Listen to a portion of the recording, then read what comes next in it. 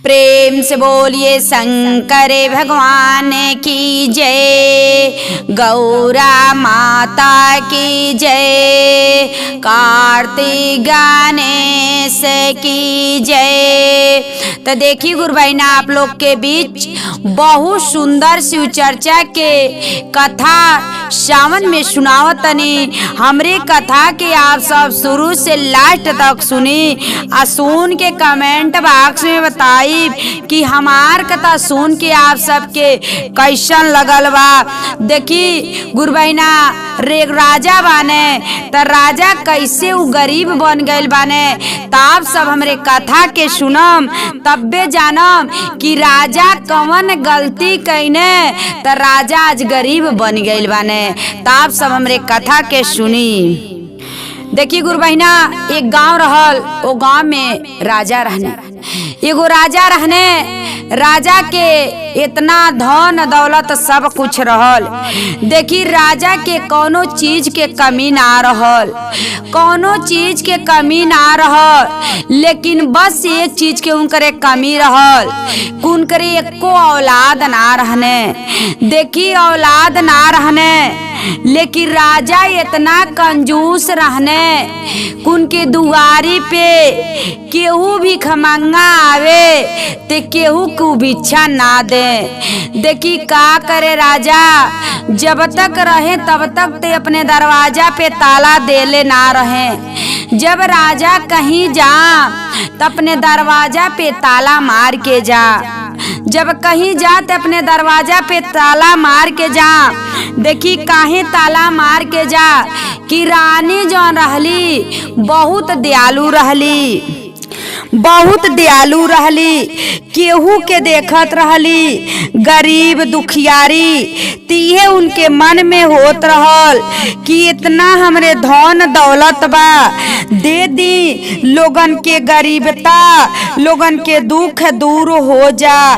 भिखारी के देखत रहली तब वो बेचारी भिक्षा देहल चाहत रहली। यही से राजा जान गई ने कि हमार जन औरत वाली तब बहुत दयालु वाली। अरे केहू के ई ना जानतली कि कौने परिश्रम से पैसा आवेला। देखी का करत रहने, यही के मारे कि दरवाजा पे ताला मार के आ जात रहने। रानी बेचारी अंदर अपन केहू भिखारी आवत रहल त सुन के बेचारी उनके अंदर बहुत कष्ट होत रहल, बहुत कष्ट होत रहल कि आज राजा ना बने, लेकिन दरवाजा पे ताला ना होत तो हम ले जाती, एक मुट्ठा लोगन के दान में दे देते। अरे केहू के देहले से घट ना जाला, लेकिन हम कैसे अपने स्वामी जी के कैसे हम समझाई। देखी राजा रानी राजा से कहत रहली, लेकिन राजा बात ही ना मानत रहने। कहत रहली कि अरे दान पुण्य देहले से घट ना जाला, बताई आखिर में हमन के कुछ संतान ना बाने, ई धन दौलत हमन के साथे ना जाई। अरे केहू के दान पुण्य दे के आपन हमन के कर्म बना लेवल जा। लेकिन राजा रानी के बात ना सुनत रहने। ऐसे रानी बेचारी कितनो रोवत रहली, कितनो बिलखत रहली, लेकिन राजा ना मानत रहने। कहत रहने जानना तक तुहार हक उतना तक पटाई लह, ना तो तू अपने मैके चल जा। लेकिन रानी अब का करे बेचारी, काहे से रानी थोड़ा गरीबे घर के रहली, यही से बेचारी आके यहाँ अपन पटाई लहली। लेकिन मन में उनके बड़ी कष्ट होत रहल। एक तो देखी औलाद ना रहने गुरु बहिना, दूसरा उनके स्वामी जी इतना धन दौलत रहते हुए गरीबन के कब्बो दान ना करत रहने। अगर केहू भूखाइल उनके दरवाजा पर आवत रहल, केहू के एक रोटी मांगत रह जात रहल, लेकिन केहू के एक रोटी उ देवे ना देत रहने रानी से। रानी बेचारी का करे, सब केहू देखी गुरु बहिना कहल जाला केहू से ना परेशान रहेला, लेकिन अपने बेटी बेटा से अपने स्वामी जी से जरूर परेशान रहेला। देखी उहे हाल रानी के रहल कि जब उनकर पति देव ना सही रहने, ना इनकर बात मानत रहने, रो रो के अपने मन में रह जात रहली। एक दिन देखी ये सावन के समय गुरु बहिना आवल बा, ऐसे सावन के समय आइल बाटे। तो देखी महादेव जी का कहतनी है कि बतावत देवघर बाबा धाम हर जगह ही तक घूम लेतनी, हर जगह ही देख लेतनी कि हाँ लोग आवता जल चढ़ावे आवता, लेकिन अब जातनी गांव नगरी जौन होला वो नगर में घूम के देख लेतनी कि यहाँ से जल ढार के लोग जाता, तो गांव में ही लोग का करता लोग। अब देखी गुरु बहिना महादेव जी अपने मन में, तो देखी अब शंकर भगवान आइल माने गांव नगर में, आ गांव नगर में अब राजा के घरे आईने, कहने पहले जा तनी राजा के घरे परीक्षा ले तनी। देखी सब केहू के तो ले बाने। राजा यहाँ तो का कहल जला कि कहीं पैसा के मारे कहीं स्नान ध्यान कुछ करे ना जात रहने, कि जाई तो वहाँ भिक्षा बिछारी राय घेरिए सब कुछ करिए, यही के मारे कहीं रानी के लिया के जात ना रहने। देखिए अब महादेव जी भेष बदल के राजा के दरवाजा पे आइल बानी, राजा के दरवाजा पे आके अपन पेट पकड़ के रोतनी कहतनी कि ए राजा साहब हमके बहुत तेज के भूख लगल बा, हमके दे देती कुछ खाए के तो बहुत आप बढ़िया करती, काहे से हमारे पेट में कुछ ना बा, आ खइले बिना हमार पेट गड़ता। राजा कहतन कि ऐसन ऐसन लोग के बहुत देखले बानी कि जा चार दुआरी जा कहीं और मिल जाए, लेकिन देखी महादेव जी भेष बदल के गइल बानी। कितनो राजा कहतन तो राजा कहतन कि जा चार दुआरी जा कहीं और देख लो तो के खाए के मिल जाई, हमरे घरे ना बा। रानी सुनली, रानी आवतली कहतली कि काहे आप ऐसन है स्वामी जी, काहे ए तर कहतनी, अरे बेचारा पेट पकड़ के रोवतनी, आ इतना तेज के जब पेट में भूख लगल बा दर्द करता, अरे 2 रोटी दे लेवे दी। कहतने कि जैसे तो के कहतनी चुपचाप पटाइला तो के हम यहाँ बोलौनी है। रानी कहतली अरे राजा साहब दे लेवे दी ने। देखी नाय देवे देहने रानी अंदर तड़पते रह गईली। देखी लेकिन वहाँ से उ जात नाई बने, जोगी बाबा रहने चाहे साधु बाबा जात ना रहने दरवाजा पे से। वो महादेव जी कहनी इनके दुआरी से देखा तनी, जब हठ ठाना तनी टिक्का इनके निकलेला। देखी लेकिन राजा कितनो कहने, कितनो पेट पकड़ के उनके दरवाजा पे रोने, लेकिन ना राजा देहने। रानी तो तड़पते रह गईली, लेकिन राजा ना देहने। जब राजा ना देहले बने तब तक तो देखी राजा रखले रहने अपने घरे घोड़ा। राजा अपने घरे घोड़ा रखले रहने, आ जब घोड़ा देखने कि हाँ हमार घोड़ा हगले बाटे। देखी जब का कहने देखने हमार घोड़ा हगले बा त कहत न कि ठीक बा, यही जब बैठल रह हम जा तनी ले आवत तनी। गईने का कहने वही घोड़ा के लेड़ी उठा के ले आईने, आ ले आके आ का कहने वो जोगी बाबा के दे देहले बाने, साधु बाबा के दे देहने। आ जब साधु बाबा के दे दे लेवाने तो देखी गुरबाइना उ साधु बाबा आनंद से ले लेवन। जब ले लेहने आ लेके कहने ठीक बाटे, लेके अपने राजा के दरवाजा से चल गई ने। आ जाके एगो जंगल के किनारे का कईने 2-4 पेड़ के बाद का कईने गढ़ा खनने। आ गढ़ा खन के आ वही जा का कईने उ घोड़ा के लेड़ी धो देने। जब घोड़ा के लेड़ी धो देने अब वही जा का कईने एगो कुटिया अपन बना लेने। वही कुटिया लगे अब रहे लगने। महादेव जी भेष बदल के वही कुटिया में अपन रहे। अब देखी महादेव जी वही कुटिया में रह तनी। ते एक दिन राजा कहने कि जा तनी अपने घोड़ा पे सवार होके तनी जा तनी जंगल के तरफ थोड़ा घूम आओ तनी। अरे कौन ची बा कौन ची नाय बा, जा तनी जंगल में कुछ देख भारत करे। देखी अब जंगल के तरह राजा निकलने, घोड़ा पे सवार होके राजा जंगल में निकलने। और जब राजा जंगल में निकलल माने घोड़ा पे सवार होके तो उनके वो जंगल में घूमत घूमत प्यास लग गईल बा। जब प्यास लग गईल तब राजा पानी बिना तड़पतने। तब तक देखी तड़पतने, तब तक तो राजा के नजर कुटिया पे पहुंच गईल। कहने चला कुछ ना बाटे, उतना सुंदर कुटिया बा, सब कुछ बा उतना सुंदर, तो जरूर वहाँ पानी पिए के मिल जाए। देखी अब का भइल कि राजे आई ने कुटिया लगे अने, वो मड़ई लगे झोपड़ी लगे अने, आक बोलावने तो में से साधु बाबा निकलने।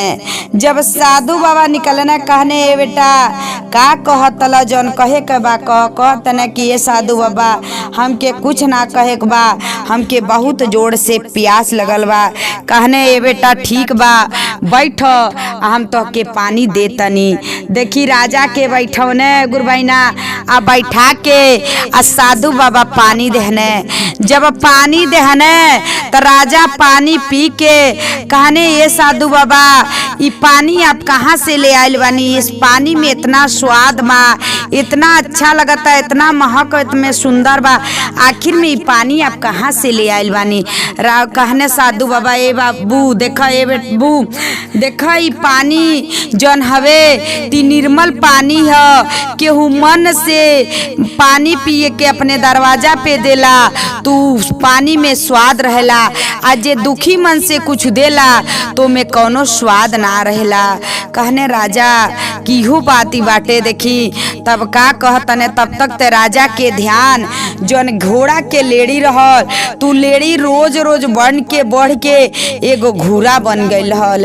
तब तक तो राजा के ध्यान वहाँ गईल त कहतने ए साधु बाबा आप घोड़ो रखले बानी का। त कहने साधु बाबा ना बेटा हम तो घोड़ा ना रखले बानी। तो हऊ लेड़ी उतना बाटे, तू लेड़ी कहाँ से उतना लेड़ी तब हो गईल बा जब घोड़ा ना रखले बानी। त कहने देखा बेटा हम तो से बतावत तनी कि एक बार एगो गांव रहल, ओ गांव में गईनी हम भिक्षा मांगे।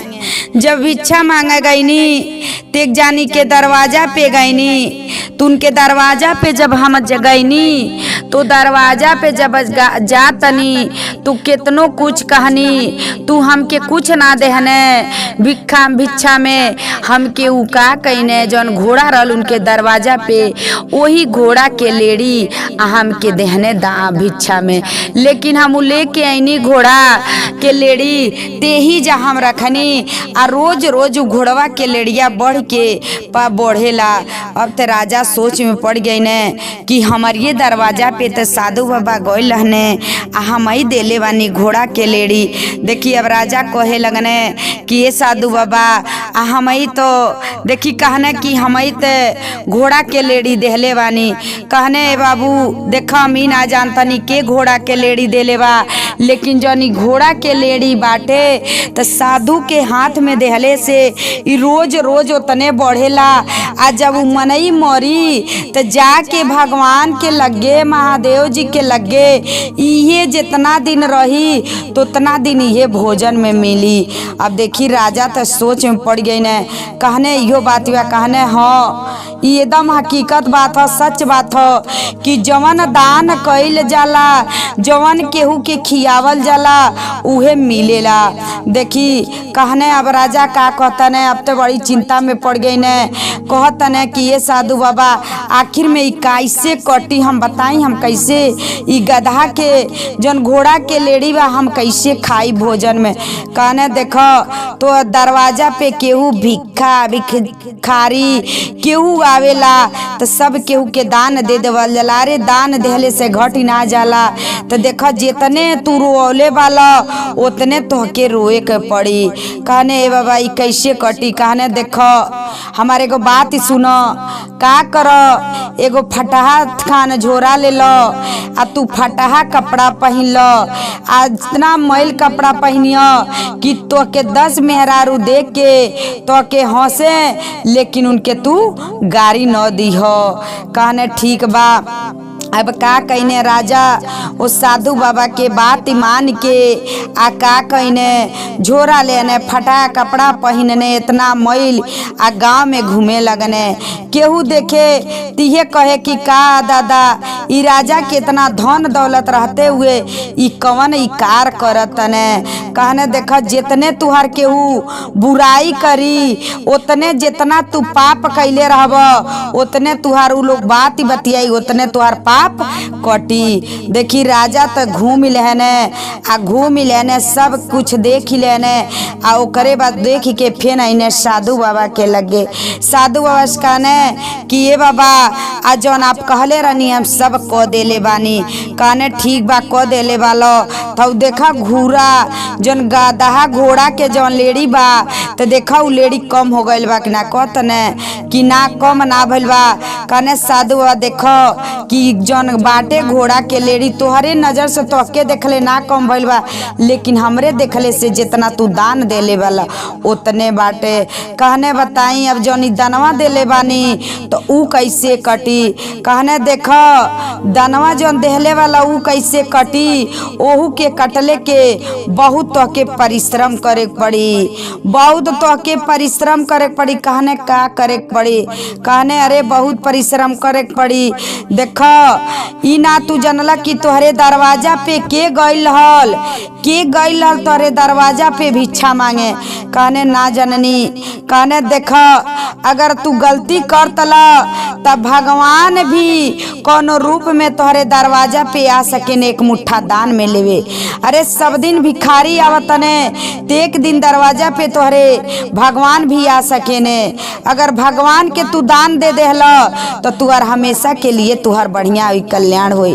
कहने देखा साधु बाबा अपने असलियत रूप में इन्हें आके महादेव जी कहतनी कि देखा इस सावन के समय हो, सब केहू के देवघर में सब केहू के हम देख लेहनी, लेकिन कहानी तोहरे इतना धन दौलत बा तोहरे को औलाद ना बने तो तू इतना गलती कैल वाला। तो चल तनी अब तोहरे दरवाजा पे हम परीक्षा लेवे। लेकिन हम तोहरे दरवाजा पे गईनी तो तू हमके का देहला, का देहला घोड़ा के लेड़ी देहला। आ जब घोड़ा के लेड़ी देले वाला तो हम एकदम खुशी मन से लेके आईनी। तो लेके आईनी तो ये घोड़ा के लेड़ी यहाँ धैनी ती रोज एगो घूर बनल। आ देखा तू गईला तो हम अपने दिल से खुशी से तोके हम देले बानी पानी पिए के, लेकिन हमके का देहला तू घोड़ा के लेड़ी देहला। तो घोड़ा के लेड़ी देहल जो न तू दान कैला उहे जाके जहाँ रहम उहे जाके तू मुँहबा तो जितना दान कैले वाला उतना तोके मिली। ई कब्बो कटी ना, जितना तू दान कैला उतना तोके मिली। कब्बो ई गलती करिया ना। देखी अब वहाँ से राजा का कहने घोड़ा लेके अपन सवार होके आ घोड़ा लेके इन्हें घरे। रानी कहली कि राजा साहेब काहे आज आप इतना दिन कहाँ गायब रहनी आ काहे काहे ये भेष में आप घूमत रहनी। कहने का तो से बताई। अरे हम बहुत भारी पाप कैनी, बहुत भारी गलती कैनी। आज हम तुहार कहल नहीं मननी तो हम इतना हमार कष्ट हमके मिलल। आज हम तुहार कहल मनले रहती तो आज हमके कुछ के लिए तरसे के नहीं रहत। देखी अब वही जा रानी जो भी कुछ कहत अली, जवन कुछ कहत अली तवन अब राजा मानत तने। अब दान पुण्य रानी जवन करत अली तवन राजा कोनो रोक ना डारत तने, रानी के दान करे देतने। आ रानी अब का कैली महादेव जी के लगे जाए लगली अपन जल चढ़ावे, जाए लगली जल चढ़ावे। सावन के सोमवार भूखे लगली। आ ये महादेव जी से कहे लगली लगली कि हे महादेव जी, हमरे इतना धन दौलत बा लेकिन हमरे को औलाद ना बने, तो औलाद ना बने तो इतना धन ले का हमरे बा, इतना हमके धन लेके का होई, अरे हमके एगो संतान दे। देखी जब भगवान से महादेव जी से लड़ल वाली रानी, तो रानी के एगो औलाद पैदा भइल बने। जब रानी के एगो औलाद पैदा भइल बने तो ही जब महादेव जी देखी राजा कहने कि महादेव जी भी बहुत, महादेव जी के बहुत कइल बाटे, लेकिन हम ना जानत रहनी। आज हम अपने रानी के कहल बात मन ले रहती ताज इतना हमके कष्ट ना मिलल। तो देखी रानी के भी काहे से रानी भगवान के मन मन में इतना मानत रहली, इतना तड़पत रहली, इतना रोवत रहली, काहे से उनके मन में बहुत दयालु रहली। दान पुण्य कैले के, भिखारी के भी दान देले में, केहू के भोजन करौले में, यही से देखी राजा रानी के मन के भगवान महादेव जी रानी के बात देख के आ देखी राजा के भी बुद्धि बदल देले बानी और रानी के एगो औलाद भी देले बानी। तो देखी गुरु बहिना, जे तन मन से भगवान के महादेव जी के मानी ताज ना, तब बिहान उनकर मनोकामना जौन कुछ रही पूर्ण करिए। देखी रानी के मन में तो कितनो राजा दुख देने, लेकिन रानी अपन नगर छोड़ के ना गईली। रानी अपन नगर छोड़ के ना गईली। जब रानी नगर छोड़ के ना गईली तो राजा के भगवान महादेव जी देखी उनके सुधार कई देले बानी, रानी के औलाद भी दे देहनी। आ देखी रानी अपन मन से, अब तन से, धन से, सब कुछ के भगवान के महादेव जी के माने लगली। अब देवघर बाबा नगरी सब घूमे लगल वाली, महादेव जी के पूजा करे लगल वाली, सब उनकर सब कुछ पूरा भइल बा। तो देखी जे दान गुरु बहिना दी, जितना दान आप कैले रहम उतने जाके ऊपर मिली, अब ओसे अधिक ना मिली। जौन दान कैले रहम उहे आपके खाए के मिली। तो राजा तो घोड़ा के जब घोड़ा के जब लेड़ी दान कैने देहने महादेव जी के हाथ पे, तब उतना जाके तो उनके मिली। तेही से गुरुबैना कभी भी कहल जाला जवन खाए उहे दान दी, आ जवन ना खाई तू दान ना दी। तो देखी ये महादेव जी के कहनाम बाटे। तो राजा के इतना ज्यादा कवन दुख दे के उनके भिखारी बनौने, उनके कष्ट देने, रानी के बात भगवान महादेव जी सुन के रानी के दुख कटले बाने। हर हर महादेव।